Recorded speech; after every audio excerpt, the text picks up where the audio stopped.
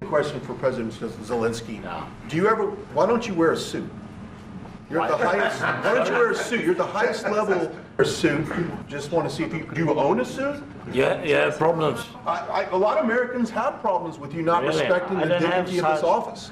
I will wear a costume after this war will finish, but you will feel it in the future. God bless. You don't know that. God bless. You don't God know bless. that. You're in no position to dictate what we're going to feel. Then you tell us, I don't want a ceasefire. I don't want a ceasefire. And I know what happens is you bring people, you bring them on a propaganda tour, Mr. President. And of course, no compromises with the killer about our territories. But they began this war and they have to stop. He broken this ceasefire. He killed our people and he didn't exchange prisoners. I think it's disrespectful for you to come into the Oval Office and try to litigate this in front of the American media. First of all, during the war, everybody has problems, even you, but you will feel it in the future. We're trying to solve a problem. You're in no position to dictate what we're going to feel. You don't have the cards right now. With us, you start having cards. You're gambling with World War III. You're gambling with World War III. And what you're doing is very disrespectful to the country. You invited if me you to didn't speak. have our military equipment, this war would have been over in 2 weeks. If you could get a ceasefire right now, I tell you, you take it. So, well, thank you very much. It's an honor to have President Zelensky of Ukraine. And we've been working very hard, very close. So we've actually known each other for a long time. We've been dealing with each other for a long time and very well. Yeah, thank you so much, Mr. President. Thank you for invitation. And of course, we count that America will not stop support. Really, for us, it's very important to support and to continue it. I want to discuss it with details further during our conversation, and of course, the infrastructure or security guarantees. I was not here. Yeah, but, That's exactly right. Yes, but during 2014 till 2022, yeah, the situation the same. The people have been dying on the contact line. Nobody stopped him.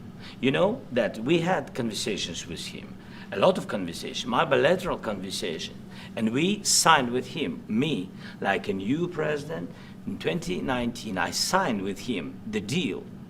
But after that, he broken this ceasefire. He killed our people and he didn't exchange prisoners. We signed the exchange of prisoners, but he didn't do it. What kind of diplomacy, JD, you are speaking about? What do you mean?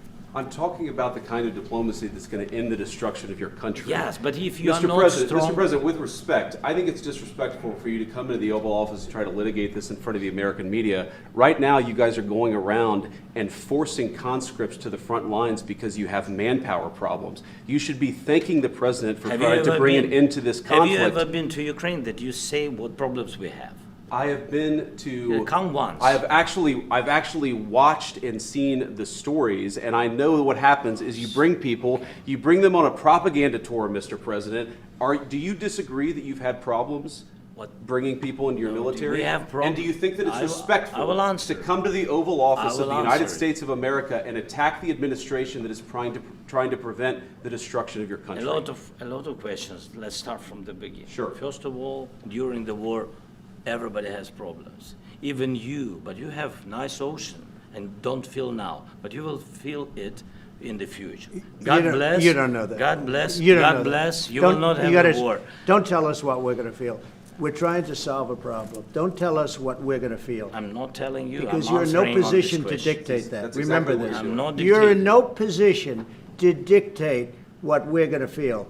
We're going to feel very good. You will feel influence. We're going to feel very good and very strong. You will feel influence. You're right now not in a very good position. You've allowed yourself to be in a very bad position, and he happens to be right about it. From the very beginning of the war. You're not in a good position. You don't have the cards right now. With us, you start having I'm not playing cards. cards. But right now, you don't. I'm Yeah, very you're playing serious, cards. Mr. President. You're I'm playing very cards. serious. You're gambling I'm with the president lives in of war. millions of people. You think- You're gambling with World War III. What are you You're speaking about? gambling with What are you World speaking War about? III. And what you're doing is very disrespectful to the country, this country, I'm- that's with all backed you respect to your far country. more than a lot of people said very they respect. should Have have. you said thank you once? A This lot entire of meeting? times. No, in this Even entire meeting, today, have you said about the war, you He's can not speaking loudly. He's not Yeah. speaking loudly. Your country Can is I- in big can- trouble. can I Wait a answer? minute. No, Can you've I done a lot answer? of talking. Your country is in big trouble. I know. You're not I winning. know. You're not winning this. You have a damn good chance of we are coming out staying, okay because of Mr. us. President, we are staying in our country, staying strong from the very beginning of the war. We've been alone, and we are thankful. I said thanks You haven't in been this alone. cabinet, You and haven't not been only alone. in this We cabinet. gave you, through I this said thank stupid you. president, $350 billion. You We voted gave for you your military president. equipment, You and you voted men for are your brave, president. but they had to use our military. What about West If speaking? you didn't have You our invited military me- equipment, you invited if me you to didn't speak. have our military equipment, this war would have been over in 2 weeks. In 3 okay? days, I heard it from Putin. In 3 days, this is something Maybe new. less. In 2 weeks, of course, yes. It's going to be a very hard thing to do business like this, I tell you. Just say thank you. I said a lot of Except times that thank there- you except to that- American people. Except that there are disagreements, and let's go. You have to be thankful. You I'm- don't have the I'm cards. thankful. You're buried there. Your people are dying. tell you You're again, running I low know. on soldiers. Don't- Listen, don't, please, you're running Mr. low on President. soldiers. It would be a damn good thing. Mr. And then President. then you tell us, I don't want a ceasefire. I don't want a ceasefire. I want to go and I wanted this. Look, if you could get a ceasefire right now, I tell you, you take it so the bullets stop flying and your men stop getting killed. Of course, we want to stop the war. But But you're I saying said, you don't want a ceasefire. But I said to you, I want a ceasefire. with guarantees. Because you'll get a ceasefire faster than an agreement. Ask our people about ceasefire, what they think. That wasn't it doesn't with matter me. for you what. That what wasn't this with me. means. We're also identifying shocking levels of incompetence and probable fraud in the Social Security program for our seniors, and that our seniors and people that we love rely on. Believe it or not, government databases list 4.7 million Social Security members from people aged 100 to 109 years old. It lists 3.6 million people from ages 110 to 119. I don't know any of them. I know some people that are rather elderly, but not quite that elderly. 3.47 million people from ages 120 to 129. 3.9 million people from ages 130 to 139. 3.5 million people from ages 140 to 149. And money is being paid to many of them. And we're searching right now, but a lot of money is paid out to people because it just keeps getting paid, and nobody does. And it really hurts Social Security and hurts our country. 1.3 million people from ages 150 to 159, and over 130,000 people, according to the Social Security databases, are age over 160 years old. We have a healthier country than I thought, Bobby.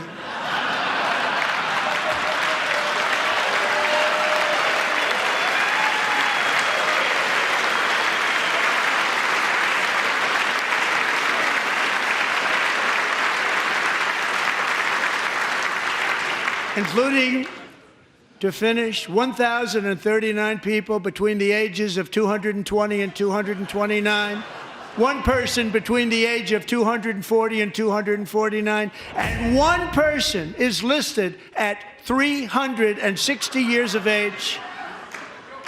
More than 100 years older than our country.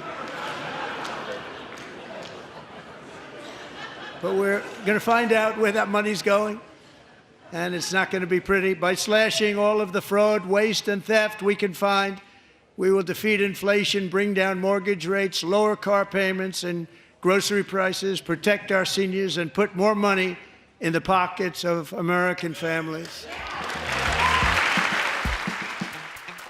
But we've never had three of them right here. Four and three. Look at we have. Can President Bukele weigh in on this? Do you plan to return him? Well, I'm supposed to not suggesting that I smuggle a terrorist into the United States, right? It's always how can I smuggle? How can I return him to the United States? Like I smuggle him into the United States, or what do I do? Of course, I'm not going to do it. It's like, I mean, the question is preposterous. How can I smuggle a terrorist into the United States? I don't have the power to return him to the United States. You can release him inside El Salvador. Yeah, but I'm not releasing. I mean, we're not very fond of releasing terrorists into our country. I mean, we just turned the murder capital of the world into the safest country of the Western Hemisphere, and you want us to go back into the releasing criminals so we can go back to being the murder capital of the world? No, that's not going to happen. Well, they'd love to have a criminal, released into our I mean, there's a fascination. They would love it. Yeah. They're sick. These are sick people. Well, Mr. President, you said that if the Supreme Court said someone needed to be returned, that you would abide by that. You said that on Air Force One just a few days ago. Why don't you just say, isn't it wonderful that we're keeping criminals out of our country? Why can't you just say that? Why do you go over and over? And that's why nobody watches you anymore. You have no credibility. Please, go ahead. President Trump, thank you so much. How many illegal criminals are you planning on exporting to El Salvador? And President Bukele, how many are you willing to take from the U.S.? As many as possible. And I just asked the president, it's this massive complex that he built, jail complex. I said, can you build some more of them, please? As many as we can get out of our country that were allowed in here by incompetent Joe Biden. Mr. President, on Jerome Powell, you said that the termination of Jerome Powell cannot come fast enough. He says he won't leave it even if you ask him to. Oh, he'll leave. If I ask him to, he'll be out of there. But do you believe I don't think he's. I don't think he's doing the job. He's too late, always too late, a little slow, and I'm not happy with him. I let him know it, and if I want him out, he'll be out of there real fast. Believe me. The only thing that's gone up actually is interest rates, because we have a Federal Reserve Chairman that is playing politics. Somebody that I've never been very fond of, actually. But he's playing politics. Interest rates should be down now. They should be coming down. In Europe, as you know, they reduced them, I guess 7 times. It looks like they're going to reduce them again and again and again. But our guy wants to play cute. But interest rates are pretty much even. Maybe they went up just a slight bit, but that's the only thing. But that's because of the Federal Reserve. Because they're not very smart people. Do you regret nominating him, Jerome Powell? Look, in the first 4 years, we had the greatest economy in the history of our country. The stock market went up 88 points. I think he's terrible, but I can't complain because we had the most successful administration economically in the history of our country. I think we're going to do even better this time because you will see that the numbers that we're taking in are astronomical. We're taking in tremendous amounts of money with the tariffs. We were treated very unfairly on trade, and countries are having a hard time getting used to the fact that they can't do that to us anymore because we have a real president. We have a president that understands. How much longer does Vladimir Putin have to respond to your ceasefire proposal before you put secondary tariffs or sanctions on Russia? We'll see what that will be. We're going to be hearing from them this week, very shortly actually, and we'll see. But we want it to stop. We want the death and the killing to stop. You waved off an Israeli attack on Iranian nuclear facilities. Can you comment on that? Is that accurate? And they say the attack is what?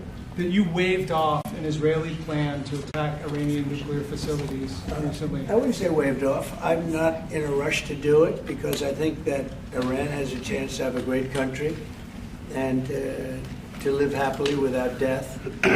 And I'd like to see that. That's my first option. I know the Iranian people. They're incredible people. Always have been very smart, very energetic, very successful people. And I don't want to do anything that's going to hurt anybody. I really don't. But Iran can't have a nuclear weapon. It's pretty simple. It's really simple. We're not looking to take their industry. We're not looking to take their land. All we're saying is you can't have a nuclear weapon. The deal that was made with Obama, that deal would have expired already. It was a terrible deal. It would have expired.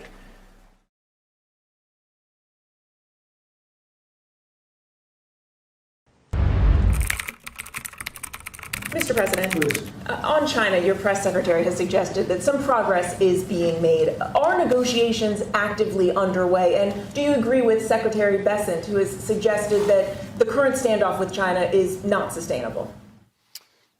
We're doing fine with China. We're doing fine with I think almost every country. Everybody wants to have involvement with the United States. As you know, we were losing $5 billion a day during the Biden administration, during that last year, was a horror show, what they were doing on trade, $5 billion a day. And now we have it down to a very low number because we're getting 25% from the automobile industry, from autos.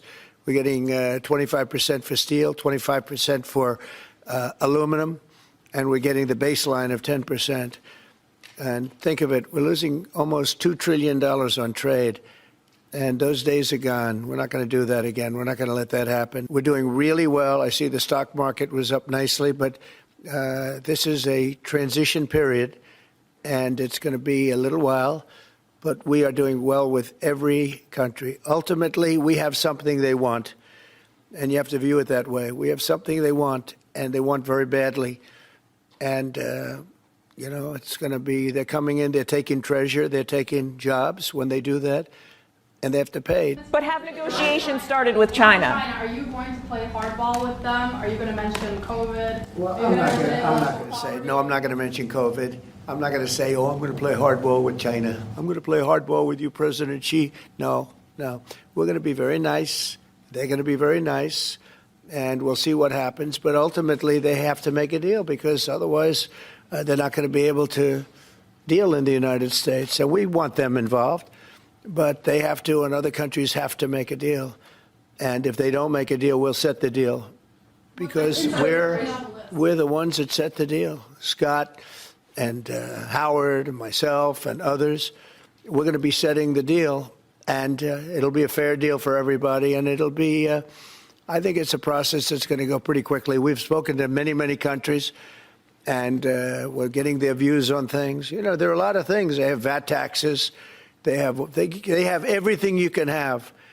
Don't forget, as an example, the European Union was set up to take advantage of the United States. That's why it was set. And they've done that, but they're not doing that anymore. Yeah. Earlier today, Treasury Secretary Bessent suggested that with tariff rates as high as they are now, it's effectively an embargo of trade between the United States and China. Do you see it that way? That's true. 145% is very high, and it won't be that high. It's not going to be that high. It got up to there. We were talking about fentanyl, where various elements built it up to 145. No, it won't be anywhere near that high. And what level do you think it'll come down to if you haven't? It'll come down substantially, but it won't be zero. It used to be zero. We were just destroyed. China was taking us for a ride, and just not going to have. It's not going to happen.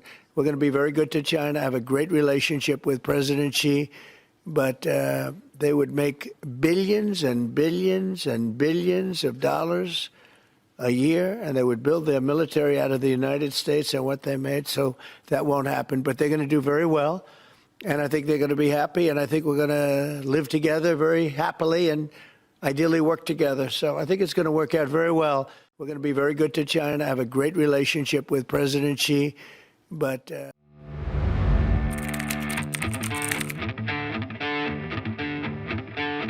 Going to occupy land, we require no permission from... Is a white man. So these people, when you want to hit them hard, go after a white man. They feel a terrible pain because you have touched a white man. What would you like President Ramaphosa to do about the situation that we've just seen on the screen? I don't know. Look, these are articles over the last few days. Death of people. Death. Horrible death. Death. I don't know. Well, I think the videos are so... No, when you look at the videos, I mean, how does it get worse? And these are people that are officials, and they're saying that kill the white farmer and take their land. That's what it is. And I have other friends in South Africa. I have people that left. One in particular that says you You can't go there. He said they want to take your land, they take your land, and they kill you. Now, we're going to talk about it, but this is a tremendous, look, this is a story recent. These are all people that recently got killed. Yeah. And I don't know how it can get any worse. These are, Let me clarify that, because what you saw, the speeches that were being made, one, that is not government policy.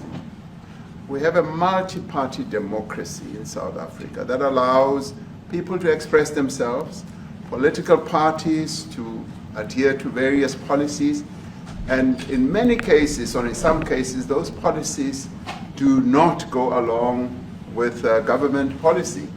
Our government policy is completely against what he was saying, even in the parliament. And they're a small minority party, which is allowed to exist in terms of our constitution. but you do allow them to take land. No. You do allow them to take land. Nobody can and then take when land. they take the land, they kill the white farmer. And when they kill the white farmer, nothing happens to them. No, there is Nothing happens to There them. is criminality in our country. People who do get killed, unfortunately through criminal activity, are not only white people. Majority of them are black people. And we have now The been farmers are utilized. black. The farmers are not black. We- I don't now- say that's good or bad, but the farmers are not black. And the people that are being killed in large numbers, but if they weren't fake news like this jerk that we have here, if we had real reporters, they'd be covering it. But the fake news in this country doesn't talk about that. They don't want to talk about it, but now they have to talk about it. But they won't. This won't even be a subject. They'll have him talking about why did a country give a free, think of this, why did a country give an airplane to the United States Air Force? Okay, the United States, not to me, to the United States Air Force, so they could help us out because we need an Air Force One until that's Air Force One, it's being built. 2 of them being built. But Boeing's a little bit late, unfortunately. So why did they give us a plane to the United States Air Force? That's what that idiot talks about after viewing a thing where thousands of people are dead. I'm sorry, I don't have a plane to give you. I wish you did. I take it. I would take it. If your country offered the United States Air Force a plane, I would take it. Okay. But coming back to this issue, which I really would like us to talk about, and talk about it very calmly. We were taught by Nelson Mandela that whenever there are problems, people need to sit down around a table and talk about them. Well, there are and this is problems. precisely what we would also like to talk about, including, of course, trade matters, investment matters. So the issues that concern you as the United States, Those are all recent. Those are all deaths. yeah, in many ways, I mean, one should say you are a partner of South Africa, and you are raising concerns, and these are concerns that we are willing to talk to you about. But we have thousands of people that want to come into our country, and they're white farmers, and they feel that they're going to die in South Africa, and it's a bad thing. Yeah, please. All killed. Have they told you where that is, Mr. President? No, I'd like to know where that is, because this I've never seen. But, okay. I mean, it's in South Africa. That's Mr. President, the Pentagon announced that it would be accepting a Qatari jet to be used as Air Force One. What are you talking about? You know, what are you talking about? You know, you gotta get out of here. What does this have to do with the Qatari jet? They're giving the United States Air Force a jet, okay? And it's a great thing. We're talking about a lot of other things. It's NBC trying to get off the subject of what you just saw. You are a real, you're a terrible reporter. Number one, you don't have what it takes to be a reporter. You're not smart enough. But for you to go into a subject about a jet that was given to the United States Air Force, which is a very nice thing, they also gave $5.1 trillion worth of investment in addition to the jet. Go back, you ought to go back to your studio at NBC, because Brian Roberts and the people that run that place, they ought to be investigated. They are so terrible, the way you run that network, and you're a disgrace. No more questions from you. Go ahead. His name is Peter something. He's a terrible reporter. Quiet. Let's go. Mr. President, we've welcomed white Afrikaner refugees here. Can you explain to Americans why it's appropriate to welcome white Afrikaners here when other refugees like Afghans, Venezuelans, Haitians have all had their protective status revoked? Well, this is a group, NBC, that is truly fake news. They ask a lot of questions in a very pointed way. They're not questions, they're statements. We've had tremendous complaints about Africa, about other countries too, from people. They say there's a lot of bad things going on in Africa, and that's what we're going to be discussing today. When you say we don't take others, all you have to do is take a look at the southern border. We let 21 million people come through our border, totally unchecked, totally unvetted. They came from all over the world. In many cases, they're criminals. They come from prisons. They come from mental institutions. They come from street gangs. They're drug dealers.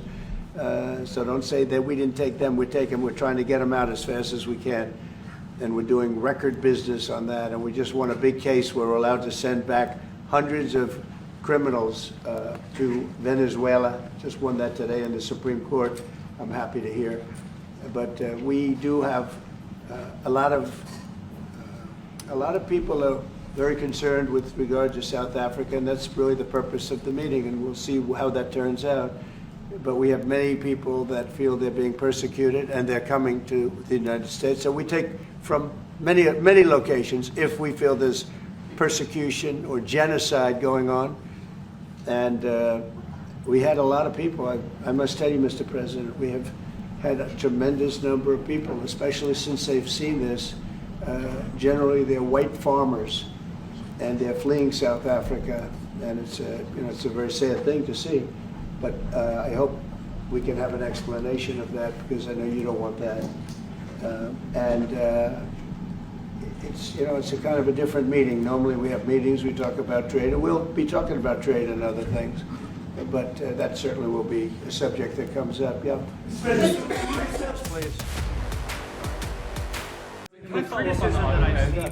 Thank you, Mr. President. The criticism that I've seen, and I'm sure you've seen, regarding Elon Musk and your big, beautiful bill, what's your reaction to that? Do you think it in any way hurts passage in the Senate, which, of course, what is you're seeking? But I'm very disappointed, because Elon knew the inner workings of this bill better than almost anybody sitting here, better than you people. He knew everything about it. He had no problem with it. All of a sudden he had a problem. And he only developed the problem when he found out that we're going to have to cut the EV mandate, because that's billions and billions of dollars. And it really is unfair. We want to have cars of all types. Electric, we want to have electric, but we want to have a gasoline, combustion. We want to have different. We want to have hybrids. We want to have all. We want to be able to sell everything.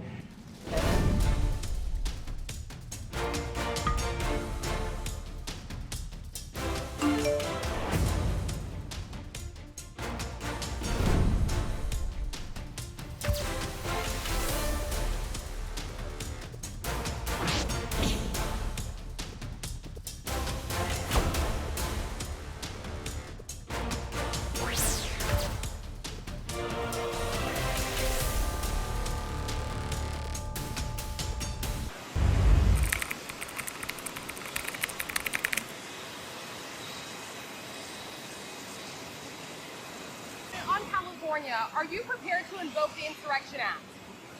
Depends on whether or not there's an insurrection. No, but you have violent people, and we're not going to let them get away with it.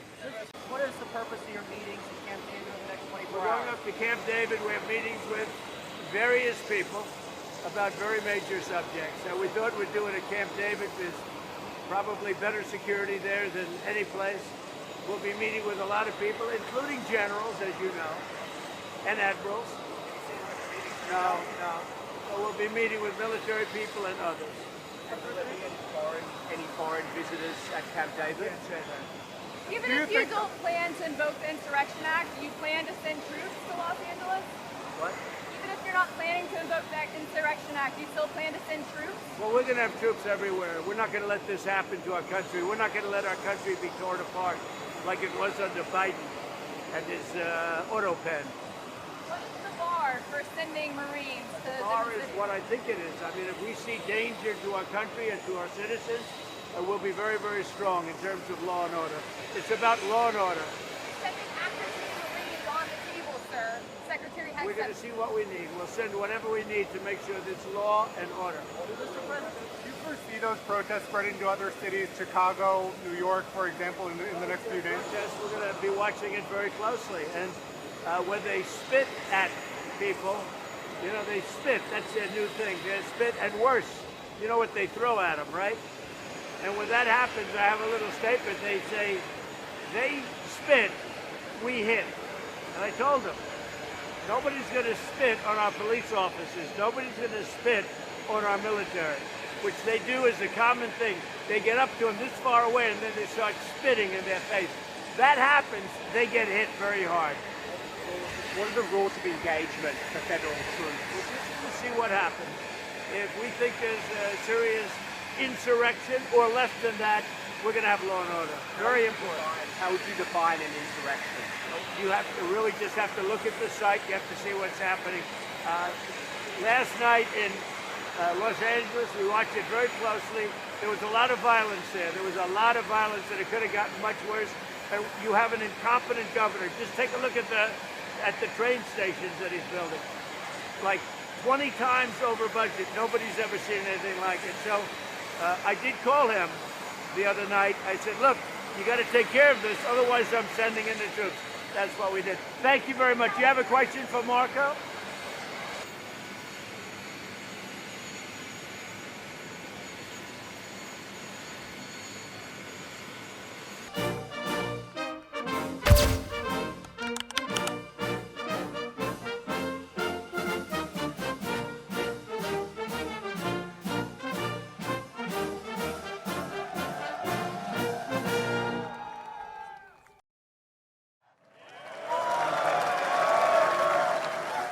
And before going further, I want to say a few words about the situation in Los Angeles, California. Have you heard of the place? Where I've deployed thousands of National Guard troops and hundreds of Marines to protect federal law enforcement from the attacks of a vicious and violent mob. And some of the radical left, they say, oh, that's not nice. Well, if we didn't do it, there wouldn't be a Los Angeles. It'd be burning today, just like their houses were burning a number of months ago. Generations of Army heroes did not shed their blood on distant shores only to watch our country be destroyed by invasion and third world lawlessness here at home, like is happening in California. As Commander-in-Chief, I will not let that happen. It's never going to happen. What you're witnessing in California is a full-blown assault on peace, on public order, and on national sovereignty carried out by rioters bearing foreign flags with the aim of continuing a foreign invasion of our country. We're not going to let that happen. Remember, millions of people. Within the span of a few decades, Los Angeles has gone from being one of the cleanest, safest, and most beautiful cities on earth to being a trash heap with entire neighborhoods under the control of transnational gangs and criminal networks. It's horrible what's happened so quickly. As the entire world can now see, uncontrolled migration leads to chaos, dysfunction, and disorder. And you know what? They have it in Europe, too. It's happening in many of the countries of Europe. They don't like it when I say it, but I'll say it loudly and clearly. They better do something before it's too late. Very simply, we will liberate Los Angeles and make it free, clean, and safe again. It's happening very quickly. The one big, beautiful bill, you've heard about it. We call it the one big. I want to applaud the courage and the strength of the incredible troops who are right now standing guard to protect federal property and personnel and uphold the supremacy of federal law. That's what they're doing. They're protecting our ICE agents. They're protecting the police in Los Angeles. The head of the police in Los Angeles, a good man, I hear a good man, but he was actually saying we really did need this help. It had gotten away from them. It had long gotten away. And we gave it to him. Not only are these service members defending the honest citizens of California, they're also defending our republic itself. And they are heroes. They're in there, they're heroes. They're fighting for us. They're stopping an invasion just like you'd stop an invasion. The big difference is most of the time when you stop an invasion, they're wearing somebody's financing it. We're going to find out through Pam Bondi and Department of Justice who it is. They're already on it. Who's financing all this equipment? Very professional. Under the Trump administration, this anarchy will not stand. We will not allow federal agents to be attacked, and we will not allow an American city to be invaded and conquered by a foreign enemy, and that's what they are. A lot of those people were let in here by the Biden administration. We will not be deterred, and the mob in Los Angeles or anyone else, anywhere else, will not succeed. They don't even have a little chance. And I will be calling you early as I see this happening because, you know, in theory, I guess you could say a governor could call, but they don't call. They let their city burn. The big difference is most of the time when you stop an invasion,